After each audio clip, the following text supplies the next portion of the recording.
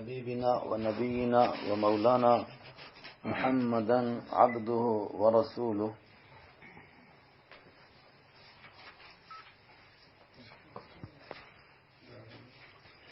أعوذ بالله من الشيطان الرجيم بسم الله الرحمن الرحيم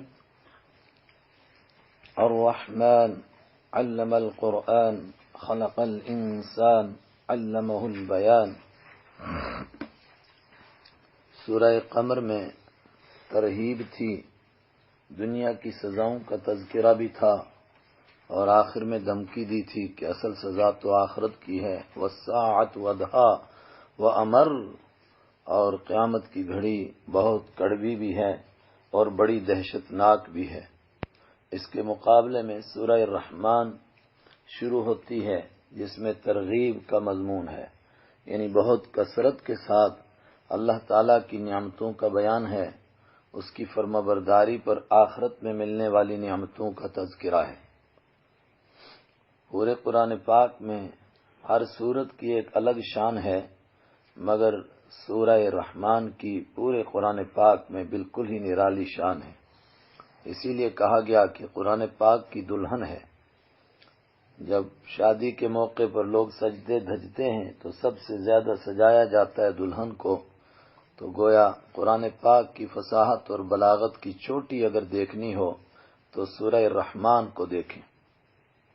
مضمون بہت زبردست ہے، شروع ہوتا ہے الرحمن، اللہ کے مبارک نام سے۔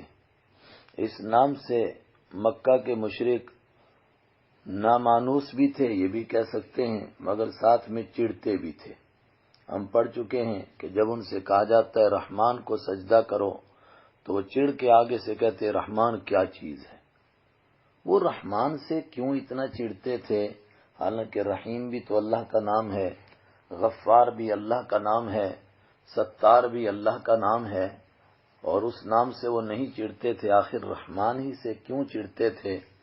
قرآن پاک میں حکمت بیان کرنے والوں نے بیان کیا کہ رحمان کے معنی بے پناہ مہربان، ساری مہربانیاں کرنے والا۔ تو ان کو یہ ڈر لگتا تھا کہ جب ساری مہربانی اللہ کے کھاتے میں چلی گئیں تو ہم نے جن کو معبود سمجھا ہوا ان کے لیے کیا بچا؟ ان کے کھاتے میں وہ کچھ ڈالتے تھے کہ فلاں روٹی دیتا ہے اور فلاں بچے دیتا ہے، فلاں بیٹے دیتا ہے، فلاں بیٹیاں دیتا ہے، فلاں لکشمی دیوی ہے، اس سے کچھ پیسے شیسے مل جاتے ہیں۔ تو جب رحمان کہہ دیا گیا تو پیچھے تو کچھ بچا ہی نہیں۔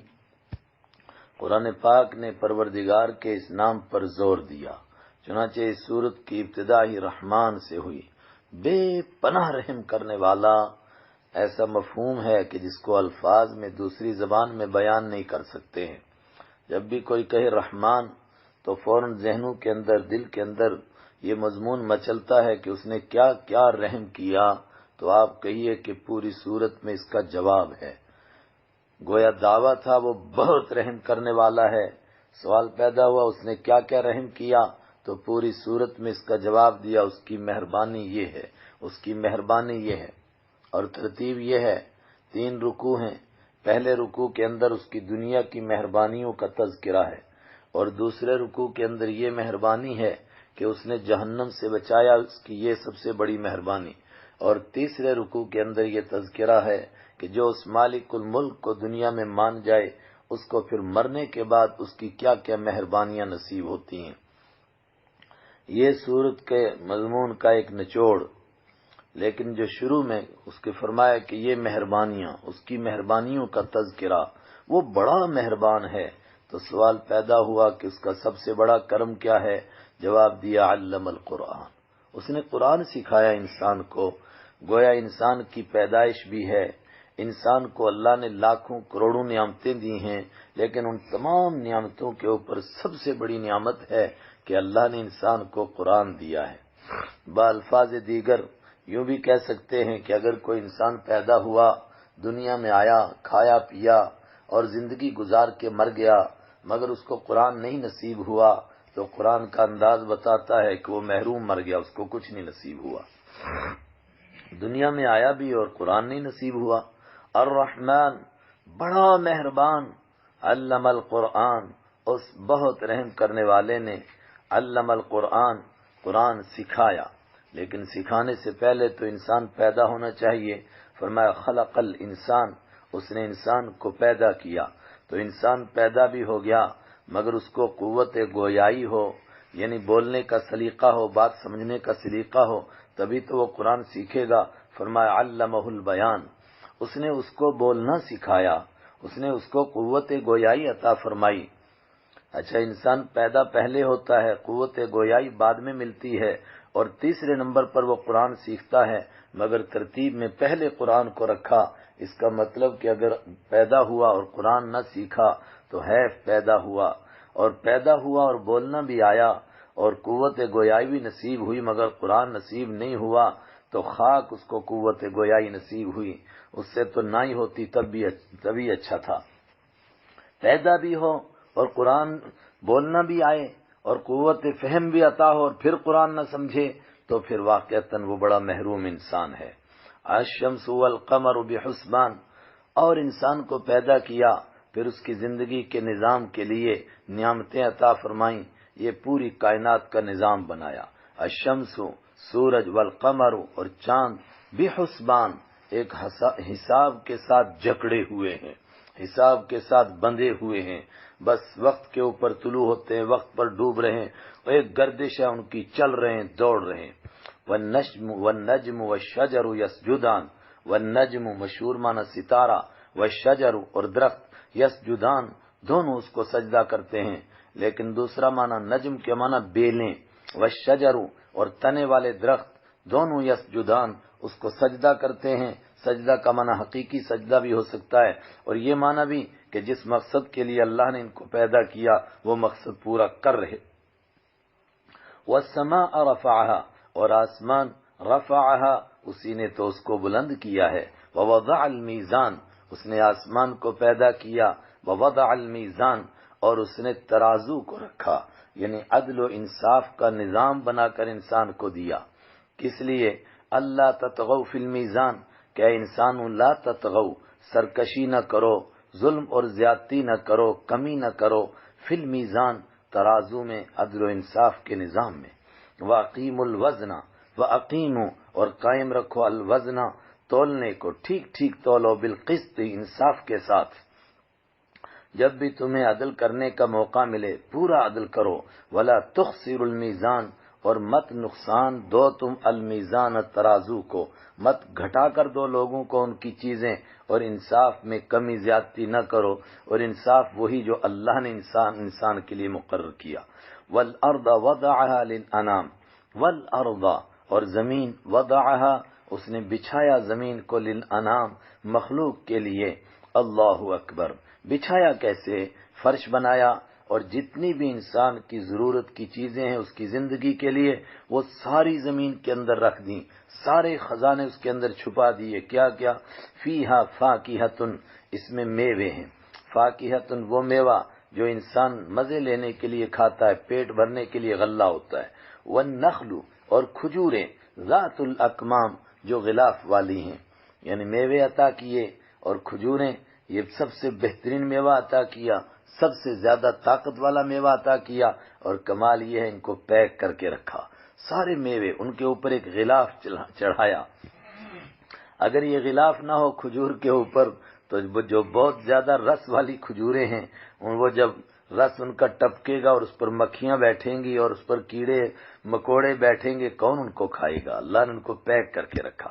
والحب، اور پیدا کیا اللہ نے انسان کے لیے غلے کو، اور غلہ بھی کیسا؟ ذو العصف، بھسے والا، اس کو بھی کئی کئی پیکوں میں پیک کیا۔ والریحان، اور اللہ نے انسان کے لیے خوشبو پیدا کی۔ فیہا، یہ سب کچھ اس میں ہے، زمین میں، یعنی زمین کو پیدا کیا، اور انسان کی جتنی ضرورت کی چیزیں ہو سکتی ہیں وہ سب کے سب زمین میں رکھ دیں۔ فَبِأَيِّ آلَاءِ رَبِّكُمَا تُكَذِّبَانِ، اتنی نعمتیں، یعنی آسمان سے لے کر زمین تک، آسمان انسان کے لیے، زمین انسان کے لیے، سورج اور چاند انسان کے لیے، یہ نعمتیں انسان کے لیے، عدل و انصاف کا نظام انسان کے لیے۔ فَبِأَيِّ آلَاءِ رَبِّكُمَا تُكَذِّبَانِ، فَبِأَيِّ، تو بِأَيِّ، پیچھے گزر چکا، معنی اس کا کتنا، آلائی الیون کی جمع مانا نعمتیں، ربکما تم دونوں کے رب، دونوں کا رب مراد کون ہے؟ انسان اور جن۔ پہلے ذکر صرف انسان کا تھا تو جن کہاں آ گیا؟ چونکہ معلوم ہے کہ انسان سے پہلے اس کائنات میں جنات تھے، آج بھی موجود ہیں، تو یہ دو مخلوق ہیں جن کو مکلف بنایا گیا، جن کو حکم دیے گئے کہ یہ کام کرو اور کچھ حکم دیے گئے یہ کام نہ کرو۔ تو انسان کا نام آتے ہی جنات ذہن میں خود ہی آتا ہے، اس لیے کیا اے انسانوں اور جنوں، بِأَيِّ آلَاءِ رَبِّكُمَا تم دونوں کا رب، تم اپنے رب کی کون کون سی نعمتوں کو تکذبان جھٹلاؤ گے، ان سے انکار کرو گے۔ کس نعمت کا انکار کرو گے؟ کون کون سی نعمت کا جواب دو گے؟ کس کس نعمت کو جھٹلاؤ گے؟ جھٹلاؤ گے مطلب یہ کہو گے کہ اللہ کی نعمت نہیں ہے، کسی اور نے ہم کو عطا کیا۔ کس کس نعمت کی ناشکری کرو گے؟ کس کس نعمت کا حساب دو گے؟ زبردست لفظ ہے۔ اصل بات تو یہ ہے کہ ہر جملے کے بعد ایک نئے انداز سے یہ لفظ کہا گیا ہے، تو ہر جگہ اس کا نیا ترجمہ ہونا چاہیے، مگر عوام مثلا یہی کہ کہیں جھٹلانے کا ترجمہ، کہیں ناشکری کا ترجمہ، کہیں انکار کرنے کا ترجمہ، اور عربی کے اس لفظ میں اس کی گنجائش ہے، اور جب عرب پڑھے گا تو یہ معنی سمجھے گا، مگر عجم اس کو اگر الگ الگ معنی بتاتے تو بیچارے کو سمجھنے میں مشکل آتی ہے، یاد نہیں رہتا، اس لیے ایک ہی معنی بیان کر دیا جاتا ہے، اسی کو یاد رکھ لو۔ بِأَيِّ آلَاءِ رَبِّكُمَا تو فا کے معنی اے انسانوں اور جنوں تم اپنے رب کی کون کون سی نعمت کو تکذبان جھٹلاؤ گے، انکار کرو گے، اس کی ناشکری کرو گے، کیا کیا نعمتیں اس نے تم کو عطا فرمائیں۔ یہ ایسا پیارا لفظ ہے کہ 31 بار اس صورت میں پلٹ پلٹ کر آتا رہے گا، یعنی جیسے کسی کو جھنجھوڑا جا رہا ہے، دیکھ تجھ پر یہ احسان کیا تو بھول گیا، پھر ایک اور احسان بیان کیا، دیکھ تجھ پر یہ احسان کیا تو بھول گیا، پھر تجھ پر یہ احسان کیا تو بھول گیا۔ خلق الانسان، یہ سب سے بڑا احسان، انسان کو پیدا کیا، من صلصال ایک کھن کھناتی مٹی سے، کل فخار ٹھیکرے کی طرح، صلصال ہم 14ویں پارے میں پڑھ چکے، بجنے والی، ٹک ٹک ٹک ٹک بجنے والی، کل فخار ٹھیکرے کی طرح، وخلق الجان اور پیدا کیا جان کو، جنوں کا باپ سب سے پہلا جن، من مارج من نار آگ کی لپٹ سے، نار کے معنی آگ، من نار آگ کی، اور مارج کے معنی لپٹ، جو اس کی اوپر کو لو جاتی ہے، اس کا شعلہ اوپر کو جو بھڑکتا ہے، پامڑ اس کو ہم کہتے ہیں، اس سے پیدا کیا ہے جن کو۔ فَبِأَيِّ آلَاءِ رَبِّكُمَا تُكَذِّبَانِ تو اے انسانوں اور جنوں تم اپنے رب کی کون کون سی نعمت کا انکار کرو گے۔ رب المشرقین وہ مالک ہے دونوں مشرقوں کا، یعنی مگر سورج گرمی میں ایک جگہ سے نکلتا ہے اور سردی میں ایک جگہ سے، اس پورے حصے کا مالک اللہ، ورب المغربین دونوں مغربوں کا رب اللہ، مشرق کا رب اللہ، مغرب کا رب اللہ۔ سورج سردی میں ایک جگہ ڈوبتا ہے، گرمی میں دوسری جگہ ڈوبتا ہے، مقصد کیا؟ پوری کائنات کا مالک اللہ ہے۔ اگر انسان کو کچھ مل رہا ہے تو اللہ کے دینے سے مل رہا ہے، نہ مشرق میں اس کے سوا کوئی دوسرا خدا، نہ مغرب میں اس کے سوا کوئی دوسرا خدا۔ فَبِأَيِّ آلَاءِ رَبِّكُمَا تُكَذِّبَانِ تو اے انسانوں اور جنوں تم اپنے رب کی کون کون سی نعمت کا انکار کرو گے۔ مرج البحرین ماراجا چلایا اس نے، البحرین دو دریاؤں کو، یلتقیان جو دونوں ملتے ہیں، بینہما ان دونوں کے بیچ میں برزخن ایک آڑ ہے، لا یبغیان وہ دونوں ایک دوسرے پر سرکشی نہیں کرتے، ایک دریا دوسرے پر نہیں چڑھتا، ایک دریا دوسرے کے پانی کو ختم نہیں کرتا۔ خاص طور سے کون سے دریا؟ سمندر اور دریا، جہاں دونوں ملتے ہیں دور تک دونوں کا پانی الگ الگ چلا جاتا ہے، اور بیچ میں ایک لکیر سی رہتی ہے جو دونوں کو ایک دوسرے میں ملنے نہیں دیتی ہے، دور تک آگے جا کر دونوں ملتے ہیں۔ ایک معنی یہ بھی، اور دوسرا معنی میں پیچھے بتا چکا کہ دریا کا پانی سمندر سے اور سمندر کا پانی دریا سے، لیکن اس کے باوجود دونوں کو آپس میں ملنے نہیں دیتا ہے۔ سمندر سے بخارات اٹھتے ہیں، بادل بنتے ہیں، بارش کی شکل میں برستے ہیں، تو یہ جو برستا ہے پانی کہاں سے آیا؟ سمندر سے۔ تو دریا میں بارش کا پانی ملا، بارش سے دریا بنا، تو بارش کہاں سے آئی؟ سمندر سے، اور پھر دریا کا پانی کہاں گیا؟ سمندر میں۔ مگر اس کی شان کیا ہے کہ چونکہ سمندر ایک جگہ جمع ہوا ہے، اس کا پانی اگر میٹھا ہو تو اس میں بدبو پیدا ہو جائے گی، اس لیے سمندر کا پانی ویسی کھارا اور کڑوا، اور دریا کا پانی اس لیے رکھا گیا میٹھا کیونکہ اس کے ذریعے سے انسانوں کی اور حیوانوں کی اور زمینوں کی ضرورتیں پوری ہوتی ہیں، اس لیے اس کو میٹھا رکھا گیا۔ سمندر کے کڑوے سے یہ میٹھا نہیں ہوتا، اور اس کے میٹھے سے وہ کڑوا جو ہے وہ میٹھا نہیں بنتا۔ یخرج نکلتا ہے منہما ان دونوں دریاؤں سے، سمندر سے بھی دریا سے، اللولو موتی، والمرجان اور مونگے، یہ بھی موتی کی کوئی قسم ہے جو سمندر سے نکلتی ہے۔ فَبِأَيِّ آلَاءِ رَبِّكُمَا تُكَذِّبَانِ وَلَهُ الْجَوَارِ الْمُنشَآتُ۔ اور سنو، یہ وہ نعمتیں ہیں جو براہ راست اللہ نے عطا فرمائیں، اور کچھ نعمتیں وہ ہیں جو انسان اپنے دماغ سے پیدا کرتا ہے، لیکن انسان نہیں پیدا کرتا ہے، اس کا مٹیریل اللہ کا بنایا ہوا، اور دماغ جس کے ذریعے سے یہ چیزیں بنائی جاتی ہیں وہ اللہ کا دیا ہوا، اس کا مطلب وہ نعمتیں بھی اللہ کی۔ اس کا تذکرہ کرتے ہوئے فرمایا وَلَهُ الْجَوَارُ، اسی کے لیے کشتیاں ہیں، کشتیاں بھی اللہ نے عطا فرمائی ہیں، جاریتن کی جمع جوار، المنشآت جو کھڑی ہوتی ہیں فی البحر سمندر میں، کل اعلام پہاڑ کی چوٹیوں کی طرح، کئی کئی منزلہ کشتیاں، کس نے یہ بنوائیں، کس نے یہ دماغ دیا، کس نے ان کے بننے کا سامان دیا، سب اللہ نے، یہ بھی اللہ کی نعمت۔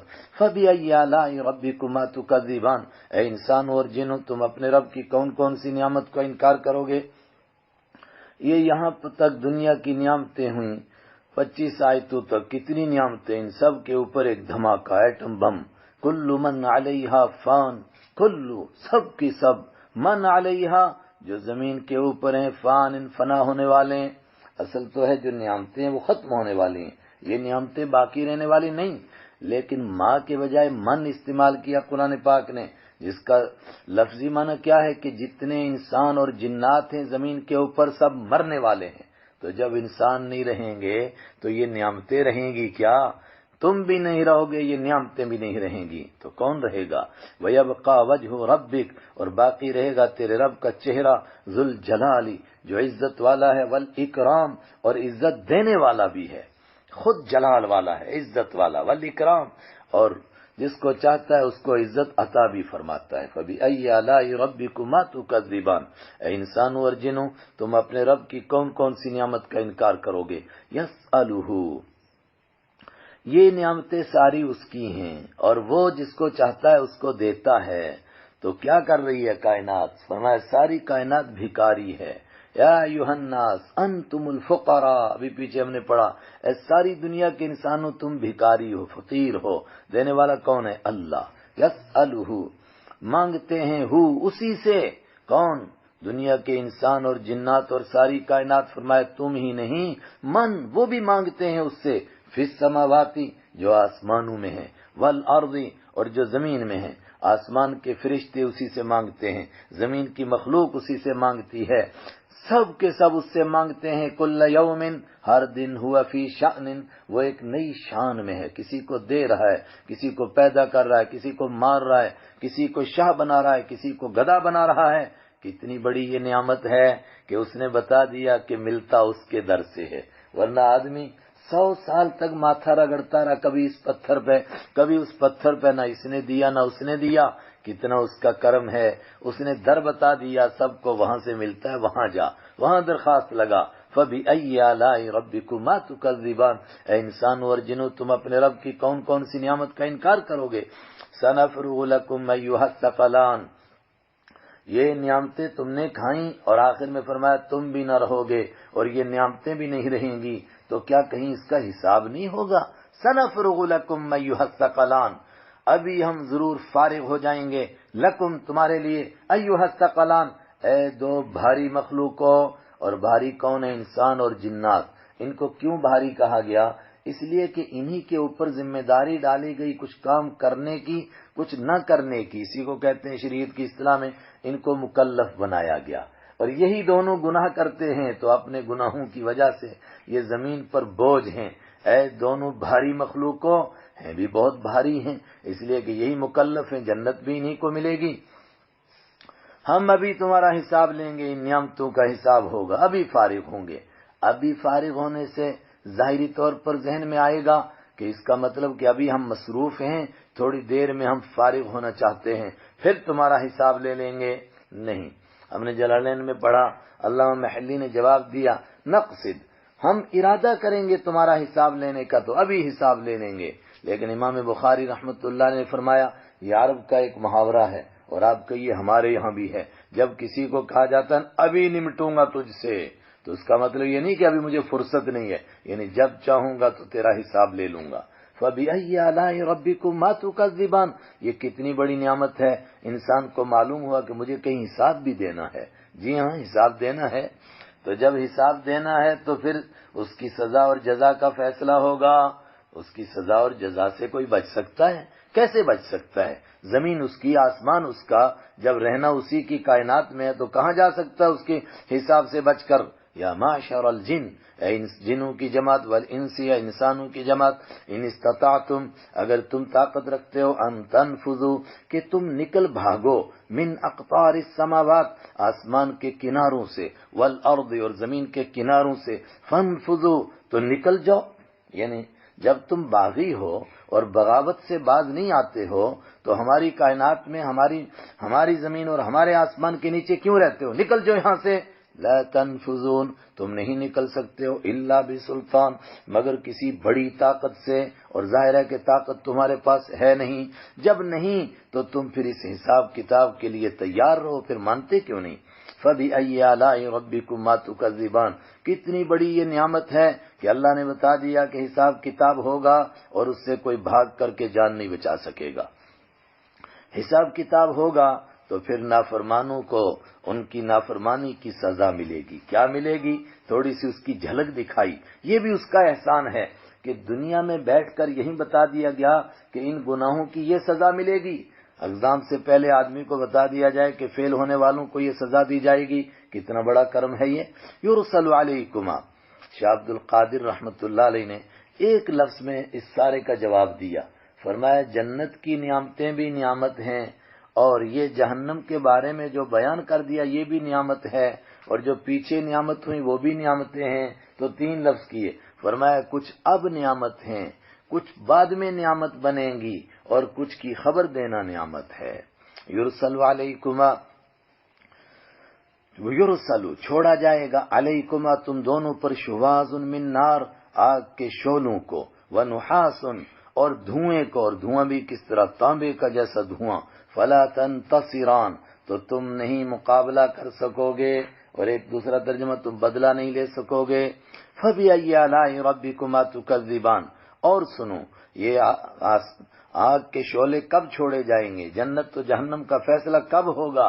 فَإِذَا انشَقَّتِ السَّمَاءُ، اس سے پہلے یہ کائنات ختم ہو جائے گی، یہ آسمان پھٹے گا، یہ زمین ٹوٹے گی. کیسے؟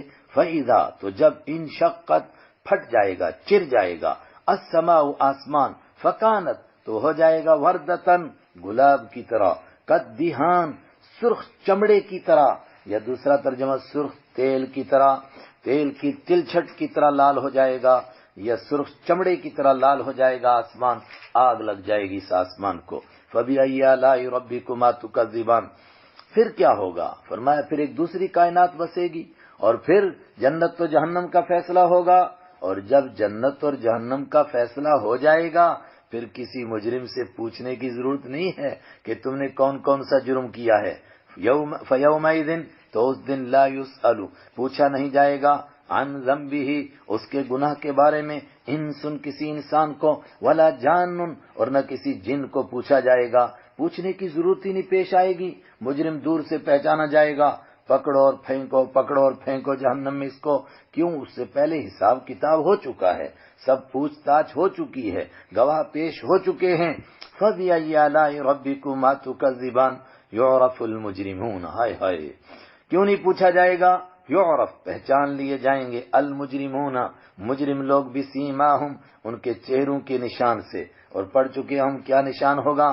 آنکھیں نیلی اور چہرے کالے، اور کتنے کالے؟ جیسا کہ کالی رات کے پرت ان پر چڑھا دیے گئے ہیں.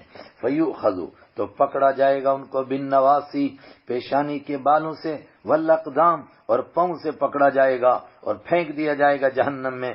فَبِأَيِّ آلَاءِ رَبِّكُمَا تُكَذِّبَانِ، یہ کیا راز تم کو میں بتا رہا ہوں اے انسانوں اور جنوں، کیا کیا نعمت تم اپنے رب کی جس کا تم انکار کرو گے. هَذِهِ جہنم، پھر کیا ہوگا؟ جہنم سامنے ہوگی اور تم کو بتایا جائے گا یہ ہے وہ جہنم التی یکذب، جس کو جھوٹ سمجھتے تھے المجرمون، مجرم لوگ، یطوفون چکر کاٹیں گے بینہا اس جہنم کے بیچ میں، وبین حمیم آن اور ابلتے ہوئے پانی کے بیچ میں۔ سورہ صافات میں پڑھ چکے، ادھر تھور کا درخت کھائیں گے اور جب آگ لگے گی اندر تو پانی، تو پھر ابلتے ہوئے چشمے کا پانی پینے باہر جائیں گے، پھر واپس بس اسی میں چکر کاٹتے رہیں گے۔ ہائے ہائے، فَبِأَيِّ آلَاءِ رَبِّكُمَا تُكَذِّبَانِ، تو اے انسانوں اور جنوں، تم اپنے رب کی کون کون سی نعمت کا انکار کرو گے؟ کس کس نعمت کو جھٹلاؤ گے؟ کیا پروردگار نے کرم کیا کہ تم کو دنیا میں بتا دیا ان حالات کا تم کو سامنا کرنا ہوگا؟ لیکن اگر ان حالات سے بچنا ہے کوئی مشکل نہیں ہے، صرف اپنے مالک سے ذرا ڈر کر زندگی گزار لو، اس کے حکموں کو مان لو۔ جو اس سے ڈر کر زندگی گزارے گا وَلِمَنْ خَافَ، اور اس آدمی کے لیے خافہ جو ڈر گیا، مقام ربہ، اپنے رب کے سامنے کھڑے ہونے سے، جنتان، اس کے لیے ایک نہیں اس کے لیے دو دو باغ ہیں۔ اپنے رب کے سامنے کھڑے ہونے سے یعنی حساب اور کتاب سے، اس کے سامنے زندگی کا حساب دینے سے ڈرتا رہا، گھبراتا رہا، کیسے اس مالک کو حساب دوں گا؟ اس کے لیے دو دو باغ ہوں گے۔ جب وہ باغ تم دیکھو گے، فَبِأَيِّ آلَاءِ رَبِّكُمَا تُكَذِّبَانِ، اے انسانوں اور جنوں، تم اپنے رب کی کون کون سی نعمت کا انکار کرو گے؟ ذواتا افنان، وہ دونوں کے دونوں باغ، ذواتا، ذو کے معنی والا، ذواتا دو چیزیں ہوں والی تو ان کو ذواتا کہیں گے۔ افنان فنن کی جمع ہے جس کے معنی شاخ، دونوں باغ شاخوں والے ہیں، بہت شاخیں، گھنی شاخیں، بہترین گھنے باغ ہیں۔ فَبِأَيِّ آلَاءِ رَبِّكُمَا تُكَذِّبَانِ، اے انسانوں اور جنوں، تم اپنے رب کی کون کون سی نعمت کو انکار کرو گے؟ فِيهِمَا عَيْنَانِ تَجْرِيَانِ، اس میں فِيهِمَا ان دونوں باغوں کے اندر عینانی دو چشمے ہیں، تجریانی جو مسلسل بہ رہے ہیں۔ فَبِأَيِّ آلَاءِ رَبِّكُمَا تُكَذِّبَانِ فِيهِمَا مِن كُلِّ فَاكِهَةٍ زَوْجَانِ، فِيهِمَا ان دونوں باغوں میں، من کل فاکہۃ ہر میوے کی، زوجانی دو دو قسمیں ہیں۔ دو دو قسموں کا بھی اللہ ہی جانتا ہے کیسی کیسی قسمیں، اور یہ بھی ہو سکتا ہے کہ کئی کئی قسمیں، یعنی ایک میوہ آدمی 1000 مرتبہ کھا رہا ہے مگر ہر مرتبہ اس کا ذائقہ نیا۔ فَبِأَيِّ آلَاءِ رَبِّكُمَا تُكَذِّبَانِ مُتَّكِئِينَ، ٹیک لگا کر بیٹھے ہوں گے۔ ٹیک لگا کر بیٹھنا آدمی کے لیے بے فکری کی علامت ہے۔ علی فرش، ٹیک لگا کر بیٹھے ہوں گے، علی فرش، ایسے فرشوں پر، بطائنہا جن کے نیچے کا کپڑا استر، من استبرق موٹے ریشم کا ہوگا، اوپر کا کپڑا کیسا ہوگا خود ہی خیال کر لو۔ وجنا الجنتین، جنا کے معنی چنیدہ پھل، بہترین پھل، اور چنے ہوئے پھل، الجنتین دونوں باغوں کے، دان لٹکے ہوئے ہوں گے۔ آدمی کے سامنے بیٹھا ہے تو شاخ اس کے سامنے، کھڑا ہے تو اس کے سامنے، لیٹا ہے تو اس کے سامنے، جب چاہے اس کو لے لے، اور اس کے علاوہ غلام اس کو دینے کے لیے الگ۔ فیہن، ان باغوں کے اندر، قاصرات الطرف، نگاہوں کو جھکانے والیاں ہوں گی، لم یطمثہن، نہیں چھوا ہوگا ان کو، انسن کسی انسان نے، قبلہم ان سے پہلے، ولا جان اور نہ کسی جن نے۔ اللہ اکبر، کیا نعمت! یہ ان کی سیرت کی خوبی ہے، ان کے اخلاق کا کمال یہ ہے کہ ان کی نگاہیں جھکی ہوئی۔ میں پیچھے اس کا معنی بتا چکا، جو اپنے شوہر کے سوا کسی کا خیال نہیں کر سکتی، بلکہ اس قدر بھاتی ہیں کہ شوہر کو ان کے سوا کسی کا خیال نہیں آ سکتا۔ یہ تو اخلاق کی خوبی ہے، تو جسم کی اور ظاہری خوبی کیا ہے؟ کأنہن الیاقوت، گویا کہ وہ الیاقوت، یاقوت ہیں، وہ پتھر سرخ رنگ کا، لیکن یہ دنیا کا نہیں، جنت کا، والمرجان، اور گویا کہ وہ مونگے ہیں۔ بس انسان اس سے زیادہ کیا تصور کر سکتا ہے؟ فَبِأَيِّ آلَاءِ رَبِّكُمَا تُكَذِّبَانِ، اتنی نعمتیں کیوں ملیں؟ هل جزاء الاحسان الا الاحسان، حل کے بعد اللہ ہے، معنی کریں گے نہیں ہے احسان نیکی کا بدلہ، الا الاحسان سوائے نیکی کے، یہ نیکیاں کر کے آئے ہیں، یا آخرت کے حساب سے ڈرتے رہے ہیں، جب نیکیاں کی تو اس کا بدلہ بھی ویسا ہی ملے گا۔ فَبِأَيِّ آلَاءِ رَبِّكُمَا تُكَذِّبَانِ وَمِن دُونِهِمَا جَنَّتَانِ، اور ان اونچے درجے کے باغوں کے علاوہ، دونہما ان سے کم درجے کے، جنتان دو اور باغ ہوں گے۔ یہ کم درجے کے کیوں ہیں؟ وہ اگلی صورت میں اس کا ٹھیک جواب آئے گا، وہیں عرض کروں گا۔ فَبِأَيِّ آلَاءِ رَبِّكُمَا تُكَذِّبَانِ، تو اے انسانوں اور جنوں تم اپنے رب کی کون کون سی نعمت کا انکار کرو گے؟ مُدْحَامَّتَانِ، یہ جو کم درجے کے باغ ہیں یہ بھی کیسے ہیں؟ گہرے سیاہ ہیں، یہاں تک کہ گہرے سبز ہیں، یہاں تک کہ زیادہ سبز ہونے کی وجہ سے کالے نظر آتے ہیں، اسی کو فرمایا مدہامتان، بہت سبز ہیں بلکہ سیاہی مائل ہیں۔ جب باغ بہت اچھا لگے، بہت خوبصورت یعنی خوب پر بہار ہو اور اس کو اچھی کھاد لگ چکی ہو تو وہ سبز کے بجائے سیاہ معلوم ہوتا ہے۔ فَبِأَيِّ آلَاءِ رَبِّكُمَا تُكَذِّبَانِ فِيهِمَا عَيْنَانِ، ان دونوں باغوں کے اندر بھی عینان، دو چشمے ہیں، نضاختان، جو ابل رہے ہیں، ان کو کہا تھا بہ رہے ہیں، وہ زیادہ اونچی کوالٹی کے تھے، یہ اس کے مقابلے میں فرمایا یہ ابل رہے ہیں، خوب ان کا پانی نکل رہا ہے مگر ان سے کم۔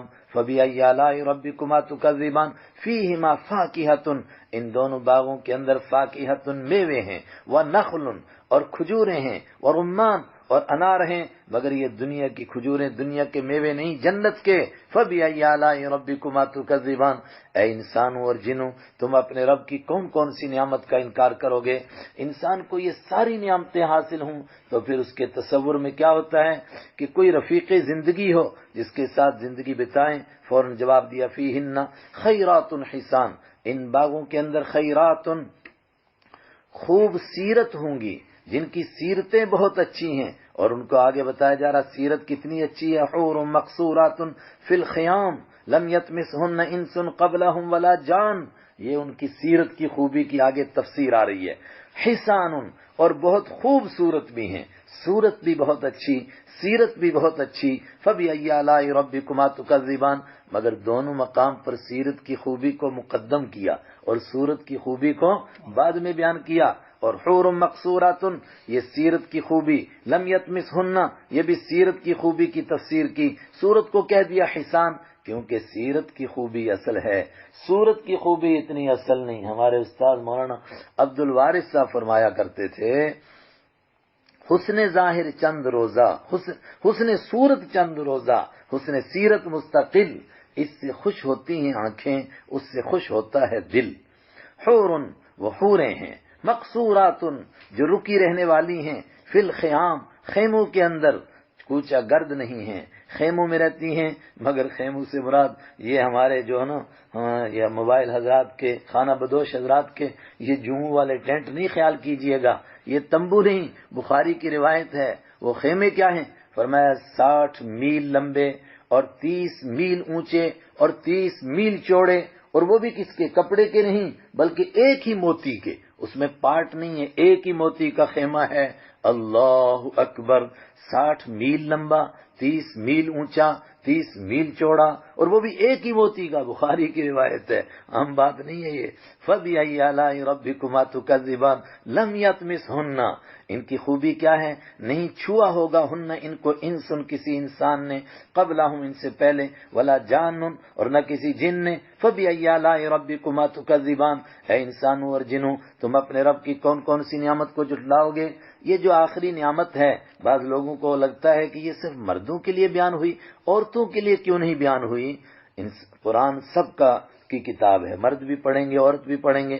عورتوں کے لیے یہ باتیں بیان کی جائیں تو ان کو اچھا نہیں لگے گا، ان کو شرم آئے گی یہ باتیں سنتے ہوئے، ورنہ حدیث میں اس کی تفصیل ہے کہ یہ جنت کی حوریں الگ ہیں اور دنیا کی بیوی، فرمایا وہ جو جنت میں جائے گی اس کے مقابلے میں جنت کی ساری حوریں مل کر نہ اس کی سیرت کا مقابلہ کر سکیں گی نہ صورت کا، اور گویا یہ اس کے لیے خادمائیں ہوں گی۔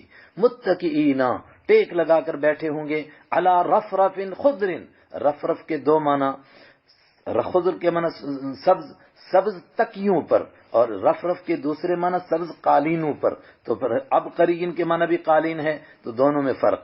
رفرف کے معنی نقش و نگار والی قالین پر، عبقرین انوکھی قسم کی قالین پر، حسان خوبصورت قسم کی قالین پر۔ تو رف رف کے معنی کسی نے گاؤ تکیے، بڑے تکیے کیے، اور کسی نے قالین ہی کیا۔